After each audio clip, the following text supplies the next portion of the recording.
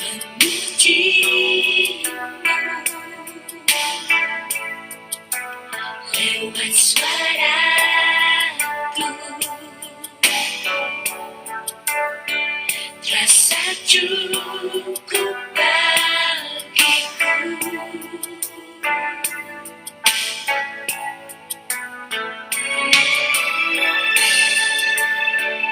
Namun semua ternyata lebih dari yang kukira.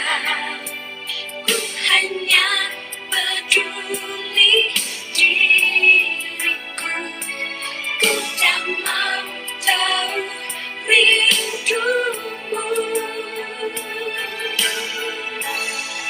Tak cukup hanya ku bernyanyi, mengangkat suara untuk memuji. Hidup memberi diri kepadamu, itu kerinduanku.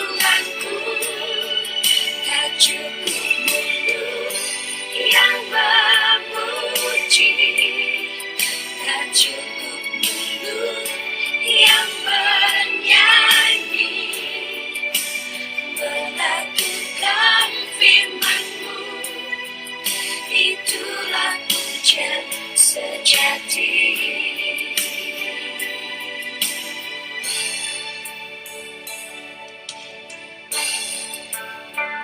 Namun semua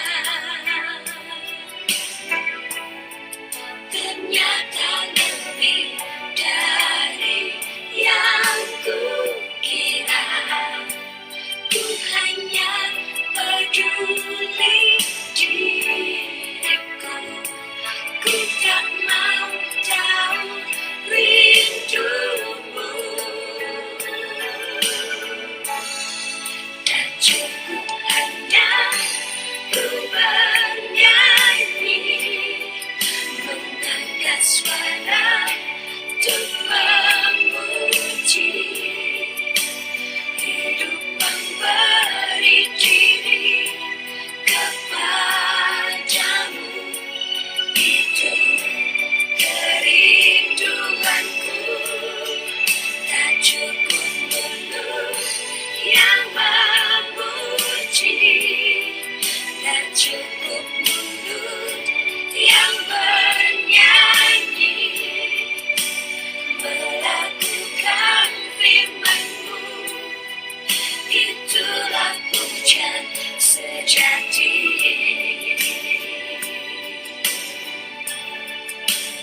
Melakukan firman-Mu, itulah pujian sejati.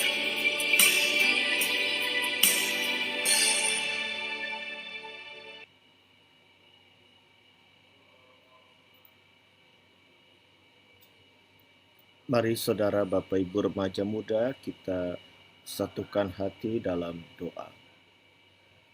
Kami bersyukur buat kesempatan di jam ini. Kembali kami bertemu secara virtual untuk merenungkan firman Tuhan dalam kebaktian rumah tangga GKP Keramat. Biarlah kami dibentuk oleh Allah dengan kasih dan kuasa Roh Kudus-Mu lewat renungan malam ini, dan bahkan bersama kami hendak membahas satu firman Tuhan yang kami percaya boleh menjadi berkat dalam kehidupan kami, karena Roh Kudus yang membimbing kami untuk melakukannya. Di dalam nama Tuhan Yesus Kristus kami berdoa. Amin. Saudara, Bapak Ibu yang dikasihi Tuhan, saya mengajak kita untuk memperhatikan kitab Roma pasal 12 ayat 9 sampai 21. Mari kita akan membaca ayat 9 sampai ayat 21. Saya akan bacakan buat kita begini. Hendaklah kasih itu jangan pura-pura. Jauhilah yang jahat, dan lakukanlah yang baik. Hendaklah kamu saling mengasihi sebagai saudara dan saling mendahului dalam memberi hormat. Janganlah hendaknya kerajinanmu kendor. Biarlah rohmu menyala-nyala dan layanilah Tuhan. Bersukacitalah dalam pengharapan, sabarlah dalam kesesakan, dan bertekunlah dalam doa. Bantulah dalam kekurangan orang-orang kudus, dan usahakanlah dirimu untuk selalu memberikan tumpangan. Berkatilah siapa yang menganiaya kamu. Berkatilah dan jangan mengutuk.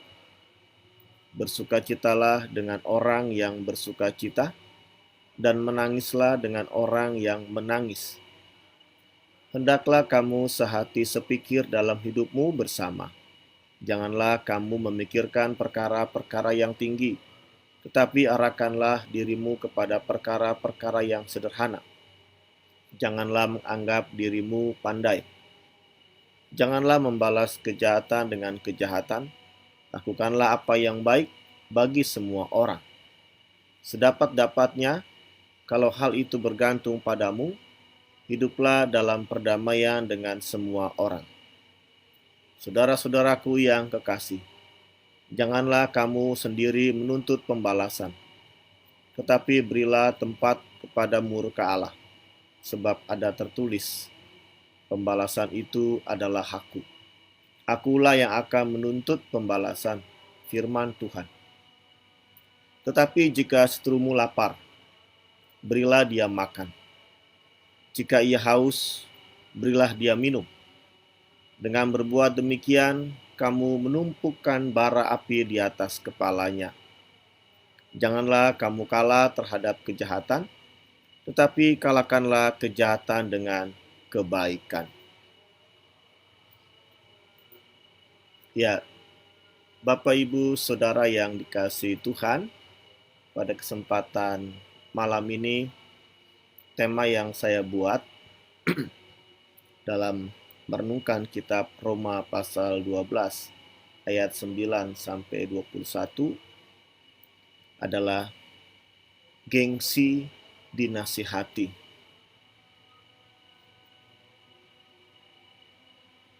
Gengsi dinasihati. Saya akan mengajak kita untuk terbuka pada perasaan kita ketika kita akan bicara tentang nasihat, terlebih kalau kita dinasihati Bapak Ibu Saudara. Kenapa? Ternyata ada 5 alasan seorang itu tidak suka dinasihati.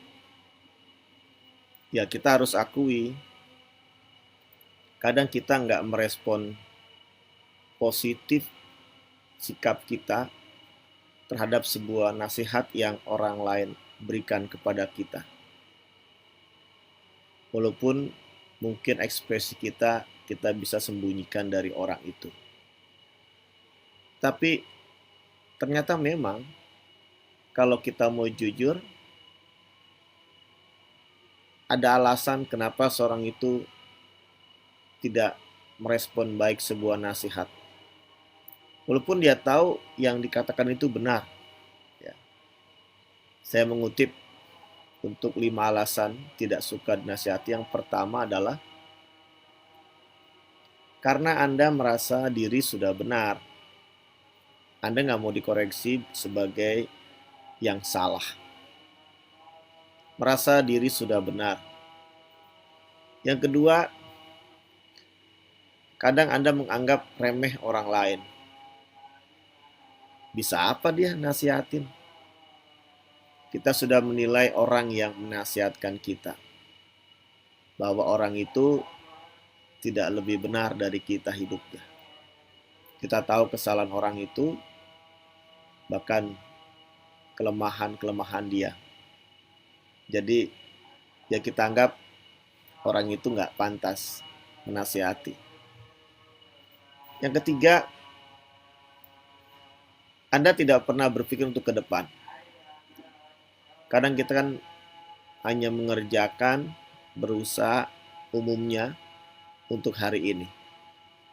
Atau bahkan untuk beberapa hari ke depan. tapi nggak jauh ke depan begitu. Misalkan ketika seorang dinasihati, ketika lama dia tidak eh, mendapatkan pekerjaan, lalu mulai jenuh, selalu gagal dan tidak diterima di beberapa tempat dia melamar, kembali diingatkan, disuruh untuk cari kerja. Ayo cari kerja. Ya dia akan merasa nggak perlulah ngatur-ngatur hidup. Aku udah tahu kok bagaimana harus berbuat untuk diriku. Padahal ketika seorang itu diminta untuk mencari pekerjaan, kan itu bicara tentang masa depannya. Dalam mencukupkan kebutuhan hidupnya misalkan. Tapi kadang-kala orang itu malas disuruh untuk mencari pekerjaan. Dia hanya santai saja, nggak berbuat lebih dari yang seharusnya. Misalkan seperti itu. Yang keempat, alasan tidak suka dinasihati, ya karena kadang Anda sulit melakukan perubahan dalam hidup. Ya udah mencoba nggak bisa gitu. Mau diapain lagi? Ya udah gini-gini aja. Terkesan ya kita udah pesimis ya akan satu keadaan diri kita ketika orang minta untuk kita buat perubahan. Tapi kita lebih tahu nggak segampang itu. Ya. Lalu yang kelima, 5 alasan tidak suka dinasihati. Yang kelima adalah Anda membiasakan hidup tanpa aturan. Ya artinya saya mengatur, bukan orang lain yang mengatur. Kita nggak mau diatur gitu. Ya. Kita nggak mau diatur oleh orang lain. Saya mengatur hidup saya. Walaupun kita nggak bisa ngatur hidup kita. Ya. Kita bebas. Kita tuh pengen bebas. Tanpa aturan.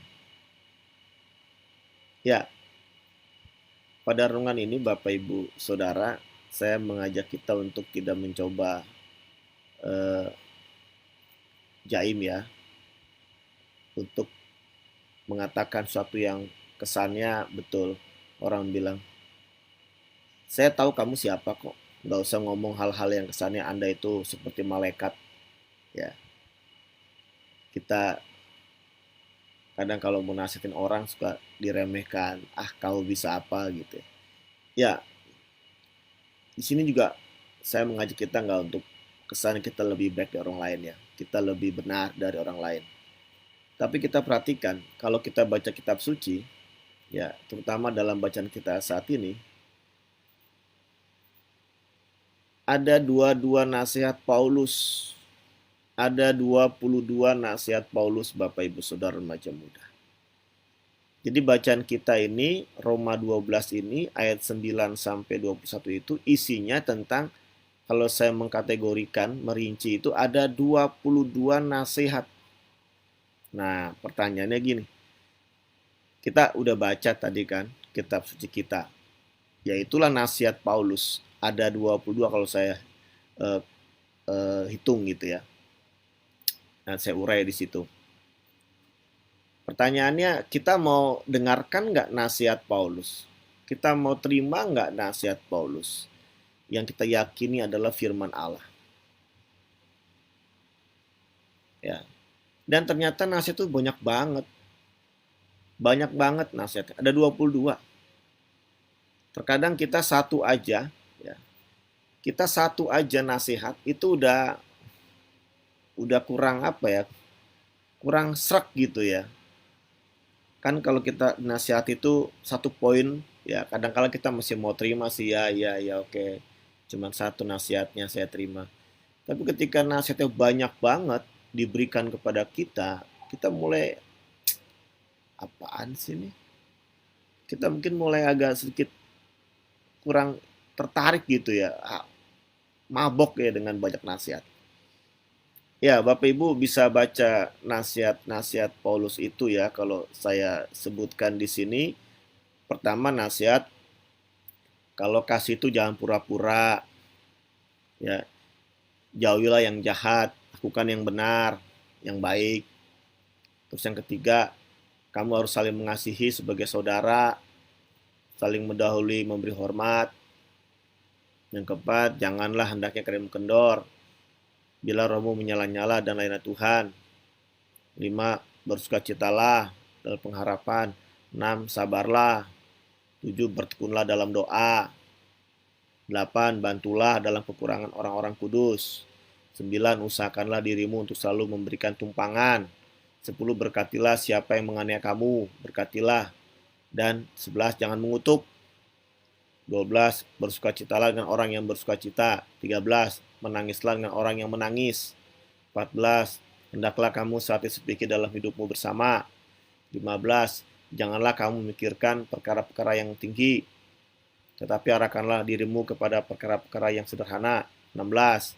Janganlah menganggap dirimu pandai. 17. Janganlah membalas kejahatan dengan kejahatan.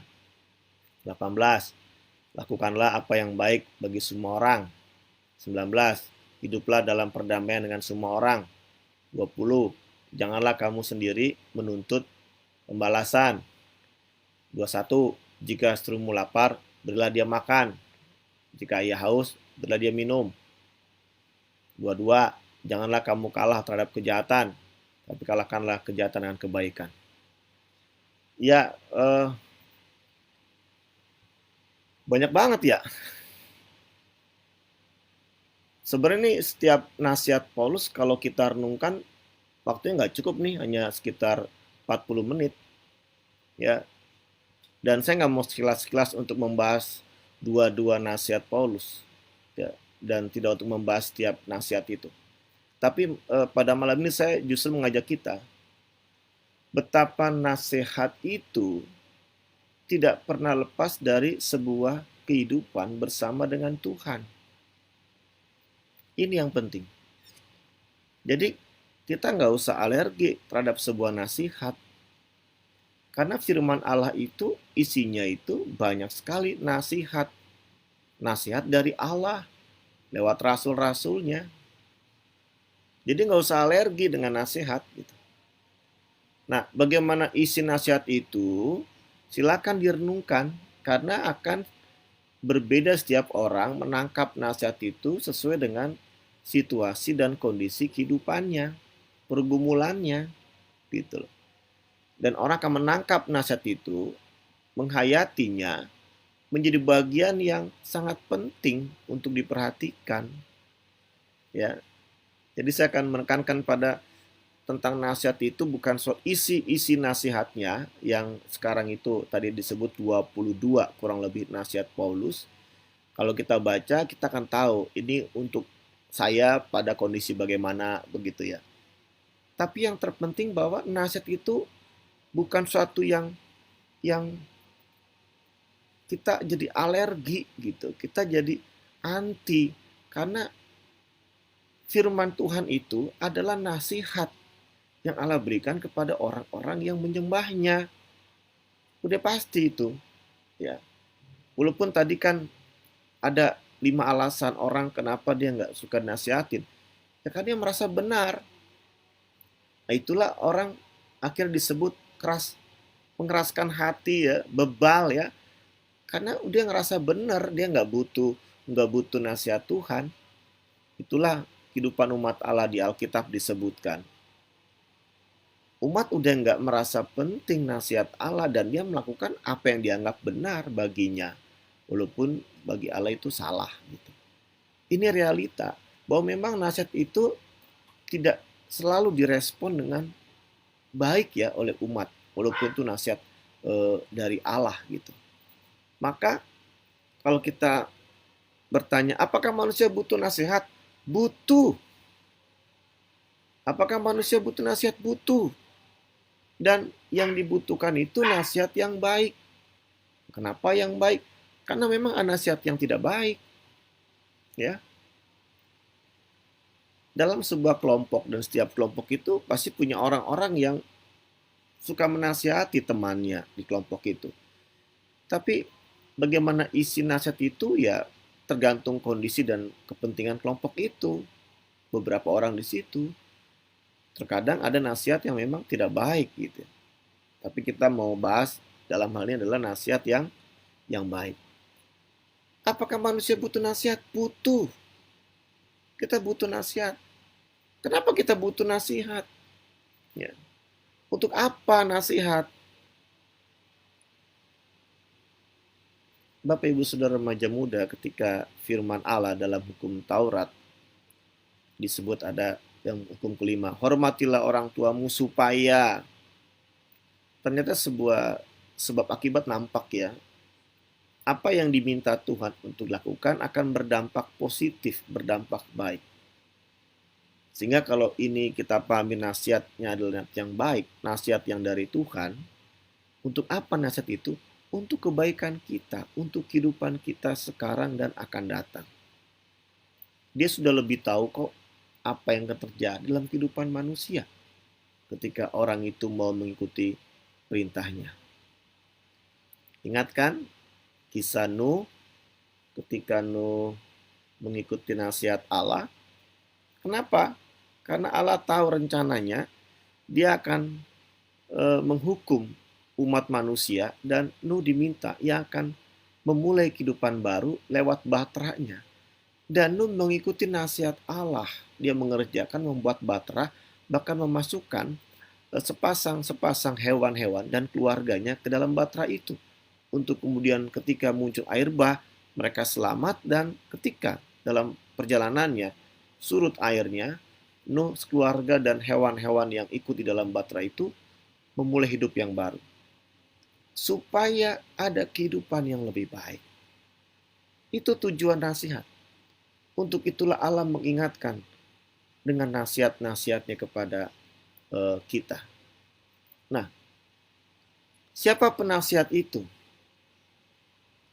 Memang dalam kehidupan kita, ya tentu siapa penasihat pasti orang-orang yang merasa perlu menyampaikan yang baik untuk teman, sahabatnya, keluarganya. Orang-orang yang peduli untuk sesuatu yang baik ke depan. Maka ketika ada hal yang mungkin keliru di matanya, yang kurang pas, maka akan dikoreksi dan dinasihati untuk diperbaiki, untuk dilakukan sesuatu yang baik gitu. Siapa penasihat itu?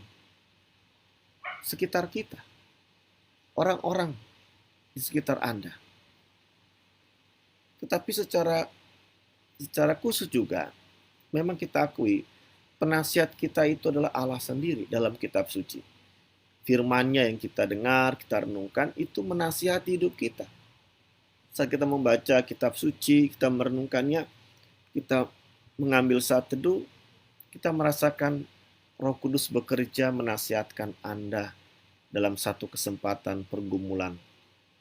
Dan firman Allah itu hidup. Penasihat ajaib, Alkitab mengatakan, yaitu Allah. Ada yang ketiga juga yang saya mau bilang, bisa dibilang penasihat. Selain tadi adalah sekitar kita, teman, sahabat, orang-orang di dekat kita, lalu Allah sendiri, penasihat ajaib. Yang ketiga adalah realita kehidupan ini. Pengalaman hidup ini, itu akan menasihatkan Anda. Mungkin teman-teman Anda udah bosan menasihati karena Anda nggak mau dengar. Atau Anda sudah tahu di Alkitab, Anda baca firman Tuhan yang menasihatkan Anda abaikan. Tapi ketika realita yang Anda alami, ternyata Anda harus terima. Termasuk hal-hal yang tidak Anda sukai. Itu akan mengingatkan kita kembali. Seharusnya apa yang harus Anda lakukan sebelumnya. Di sini kita akan tersadar, kita akan diingatkan oleh kenyataan hidup kita, realita hidup kita, persoalan yang kita lewati, masalah yang kita hadapi, dan kita baru introspeksi diri, mengiyakan, ya, saya akan terima, saya akan merubah, saya akan memperbaiki, saya akan mencoba kembali apa yang baik, seperti baru Anda mengakui, teman-teman Anda katakan, keluarga Anda katakan, sahabat Anda katakan, dan Anda akan mengakui seperti firman Allah yang selalu mengingatkan hidup Anda bagaimana bersikap. Jadi saudara-saudara Bapak Ibu yang dikasihi Tuhan, ternyata memang hidup ini selalu berbicara tentang nasihat. Orang-orang sekitar kita, firman Allah, bahkan kenyataan ini yang menasihatkan kita. Untuk apa? Satu tujuan, agar hidup kita lebih baik. Sebab ketika Allah menciptakan manusia, tujuannya supaya ada kehidupan dan hidup manusia menjadi lebih baik. Allah punya rencana. Tapi dalam rencana itu seringkali Allah melihat kita itu berjalan di dalam kehendak kita. Kebebasan kita, semau kita, cara berpikir kita. Kita anggap kita benar, orang lain gak gitu benar. Kita cuma dengerin cara berpikir kita, perasaan kita. Itulah kenyataannya.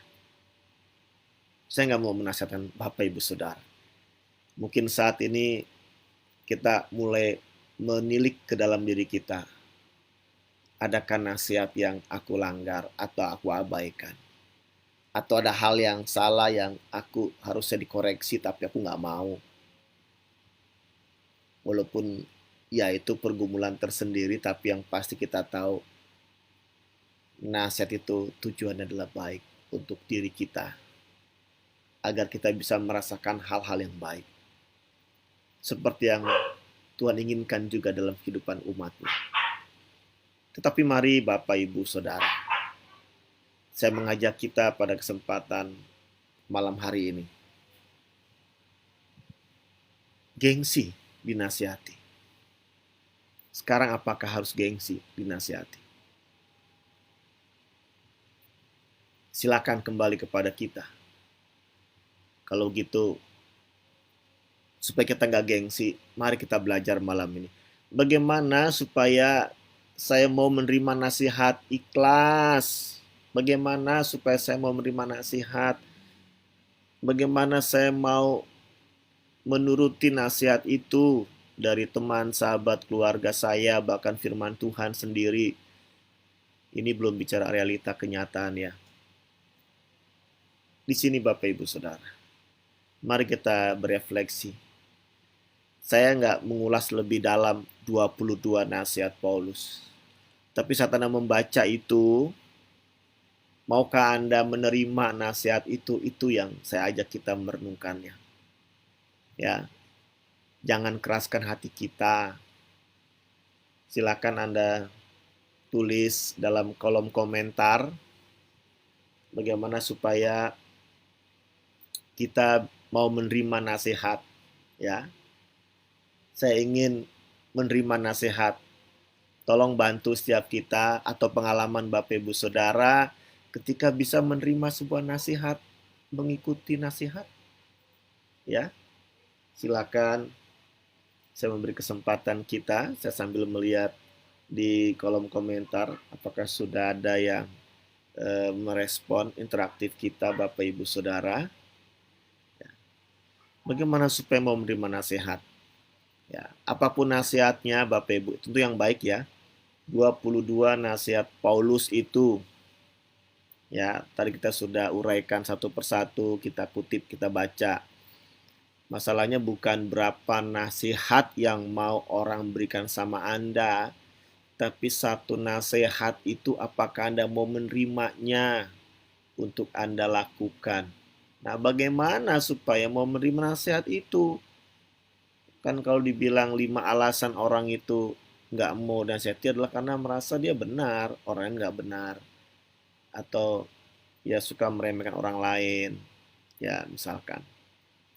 Silakan Bapak Ibu, kita sama-sama berefleksi soal sikap kita dalam kebersamaan khususnya yang kadangkala kita nggak mau terima nasihat orang.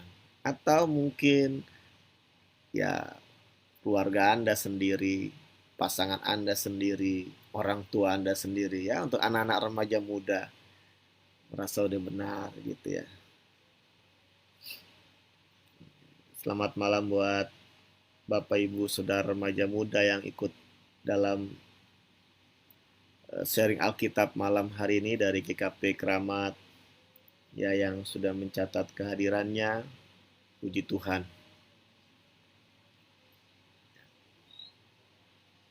Bagaimana supaya mau menerima nasihat?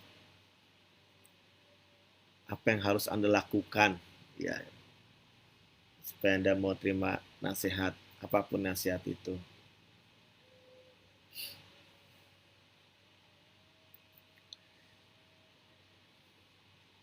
Kalau dalam ilustrasi kan, ketika seorang itu akan pergi, ya dia akan bercermin dulu. Dia melihat tampilannya di cermin, melihat wajahnya di cermin. Kira-kira ketika di cermin dia melihat bajunya masih ada yang acak-acakan, atau wajahnya kok masih ada ya misalkan odol ya nempel di pipinya, apakah orang itu akan memperbaiki atau masa bodoh? Nah, silakan. Lalu kenapa orang itu kemudian ada yang bilang, oh dia akan memperbaiki, odol di pipinya mesti dibersihkan, gitu kan? Bajunya yang acak-acakan dia perbaiki, dia rapikan. Kenapa dia mesti membersihkan dan merapikan? Nah itu kira-kira ya. Eh, ya selamat malam Ibu Rina Yerti Siboya. Ya supaya mau menerima nasihat itu perlu rendah hati. Wis, dalam nih. Rendah hati. Ya, berarti itu kita bisa eh, mengoreksi beberapa alasan tadi adalah kita merasa benar, selalu benar dari orang lain, meremehkan orang lain. Berarti kalau kita rendah hati itu kita mau bilang nggak selalu kita benar juga, gitu kan? Ngakui kalau kita nggak selalu benar, gitu kan? Atau ngakuin bahwa nggak selalu orang lain itu remeh, gitu, ya. Rendah hati luar biasa. Ibu Rita Yati Danci, kita harus membuka pintu hati kita untuk dapat menerima segala nasihat yang baik dalam menghadapi kehidupan yang lebih baik, Pak Pendeta. Wah, membuka pintu hati.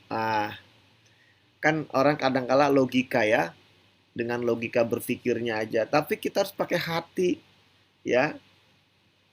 Ini mungkin bisa gini ya, Bu Rita. Ketika kita ngelihat ada orang itu lapar ya, lalu di tengah jalan bilang, saya lapar, saya minta roti. Lalu kita melihat orang ini ganteng, orang ini keren, kok kenapa dia minta-minta?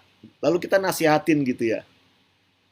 Padahal kan bisa aja kita diingatkan loh, kenapa kita nggak memberi gitu. Kita nggak tolong. Nah kalau kita buka hati kita, orang ini kan nggak butuh nasihat kita, dia butuh makan. Emang salah ngasih makan sama orang yang minta dalam kondisi kita lihat dia bersih, dia kelihatannya bukan orang miskin gitu ya, orang yang sakit, orang yang sehat gitu. Kadang hati itu akan menuntun kita ya. Hati itu akan menuntun kita untuk tahu harus bagaimana.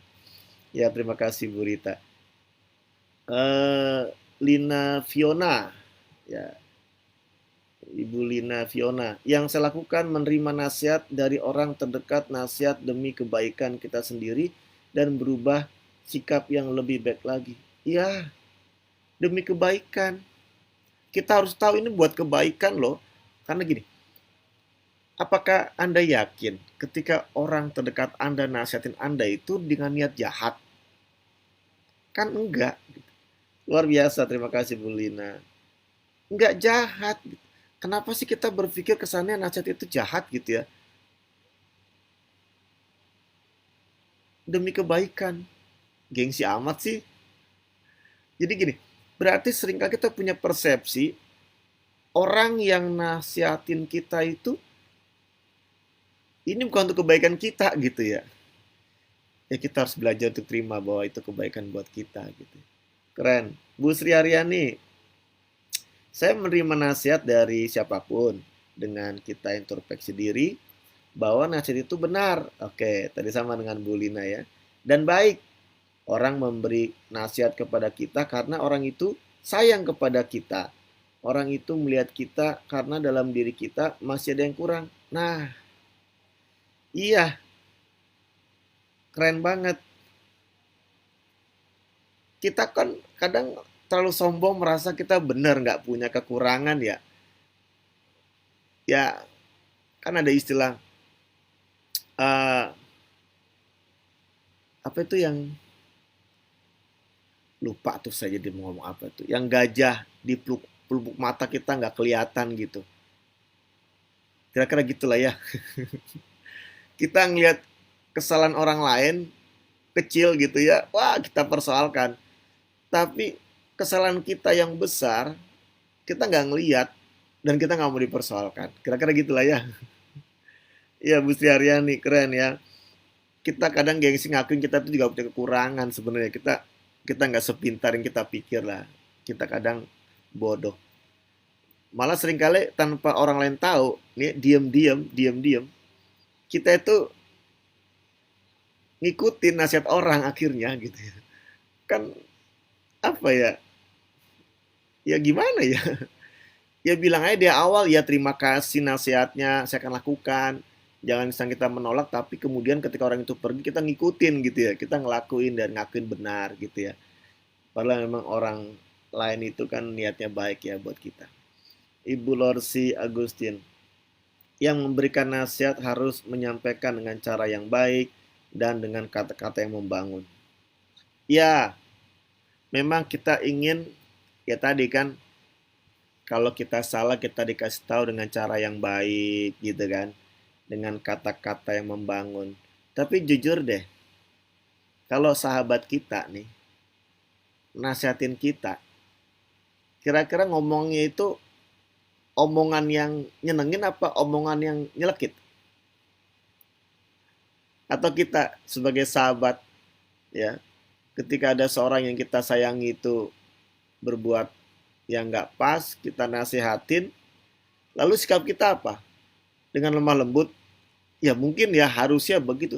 Tapi kayaknya ada saat dimana kita harus ngomong dengan keras begitu kan. Nasihatnya harus harus tegas begitu kan. Malah kadang jadi ribut dan berantem. Ya, ya artinya memang ya saya setuju Bu Lorsi kita pengennya sih orang itu ngerti kita diperlakukan dengan baik. Tapi kenyataannya kita menjumpai kadangkala nasihat itu dengan cara-cara yang nggak simpatik ya kadangkala. Tapi itu benar gitu ya dengan cara-caranya. Tapi luar biasa kita juga harus mengkaji ulang ketika cara yang disampaikan itu nggak seperti yang kita inginkan. Apa kita tetap mau terima nasihat itu gitu ya. Dan kembali kita diajak untuk melihat hati kita. Ya itulah pergumulan kebersamaan ya. Pak Muhammad Yalani, kadang saya berpikir orang menasihati saya dengan maksud menjatuhkan posisi saya. Penyesalan terlambat setelah sadar bahwa orang itu menyayangi dan ingin memperbaiki kesalahan saya. Ya, itu dia Pak Jelani. Karena orang itu tadi 5 alasan dia nggak mau dinasihati karena merasa benar dan meremehkan orang lain. Jadi ya kadang kita punya cara berpikir ini orang kayaknya niatnya jahat nih. Nasihati saya, kesannya saya itu buruk begitu. Kita udah tersinggung gitu loh. Walaupun tuh suami kita atau istri kita nasihatin kita udah ngebela diri gitu. Kita udah merasa apaan sih gitu kan. Ya, tapi ketika kita sadar ya Pak Jalni alami penyesalannya terlambat ya.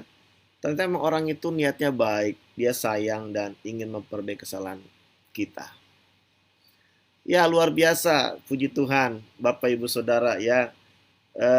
Ternyata banyak pengalaman hari-hari Bapak Ibu bagaimana supaya mau menerima nasihat. Ternyata ya inilah realita kita ya.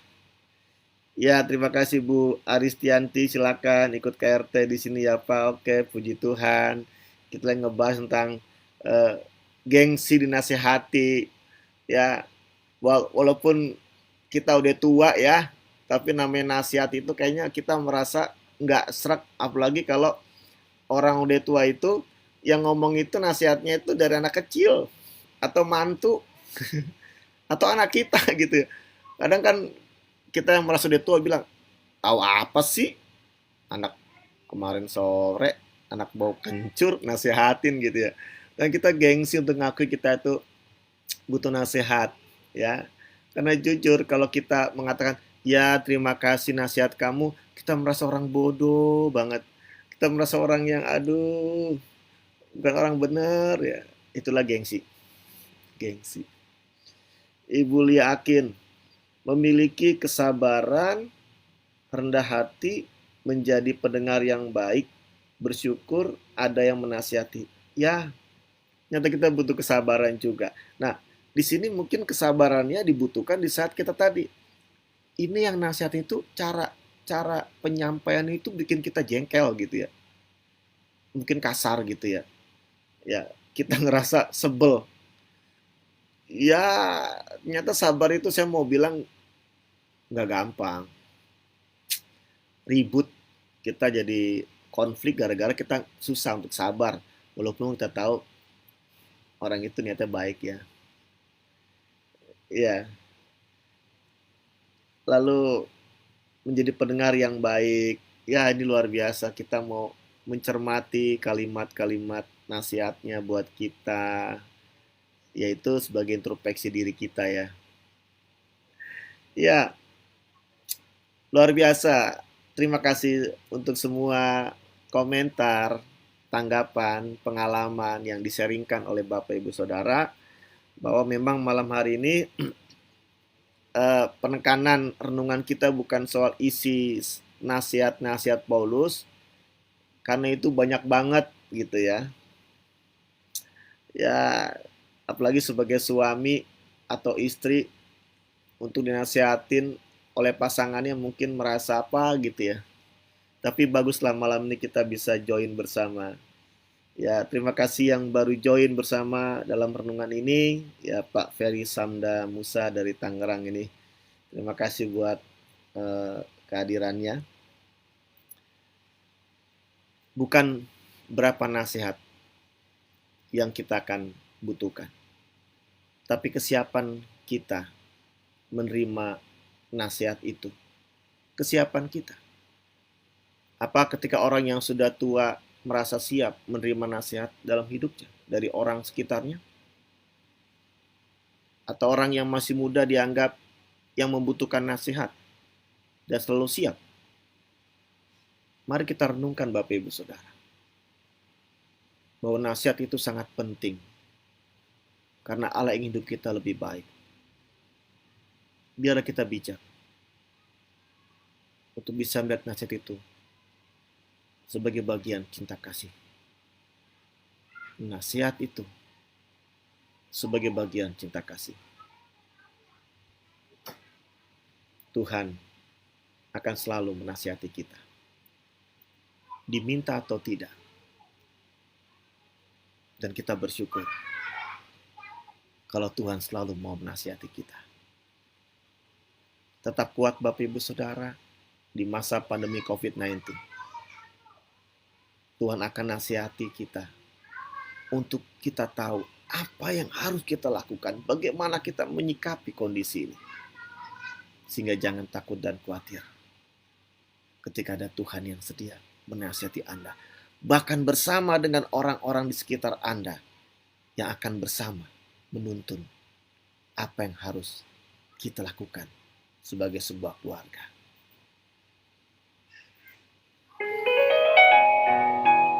Mari kita tetap menyerahkan hidup kita kepada Tuhan. Kita percayakan kepada pertolongan Tuhan. Jangan keraskan hati kita. Buka hati kita. Akuilah Dia di dalam kehidupan kita Bapak Ibu Saudara. Mari kita menyanyikan hidupku. Hatiku tenang berada dekatmu. Kau yang pelihara hidupku. Pertolonganmu begitu ajaib. Kau telah memikat hatiku. Di saat aku tak sanggup lagi bekerja.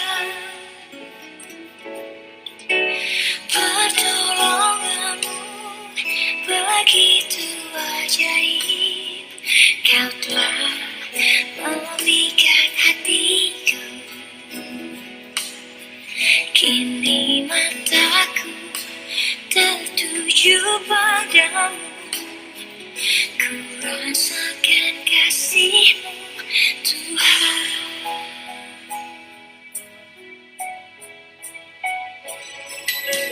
Hatiku tenang berada dekat-Mu, Kaulah jawaban hidupku.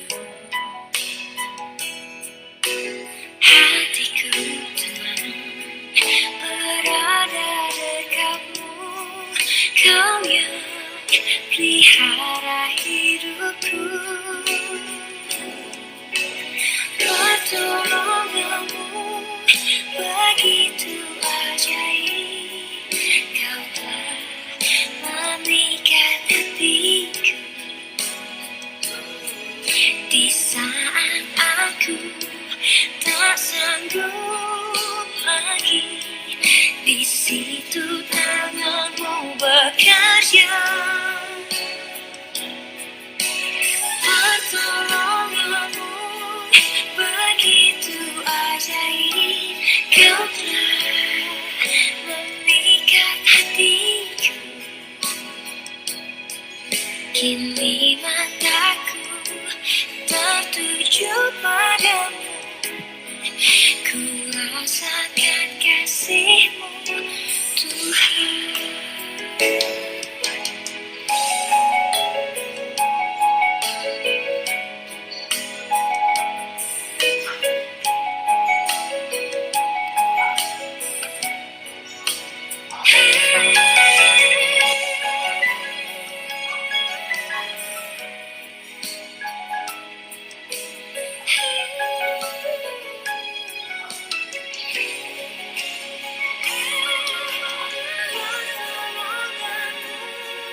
Begitu ajaib, Kau telah memikat hatiku.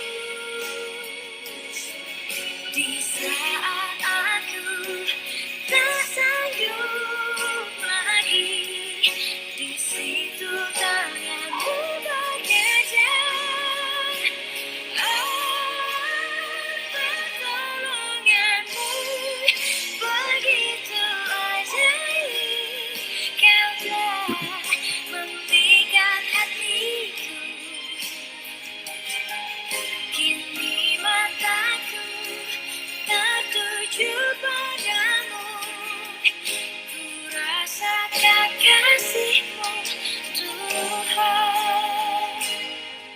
Kini mataku tertuju padamu, ku rasakan kasih-Mu, Tuhan.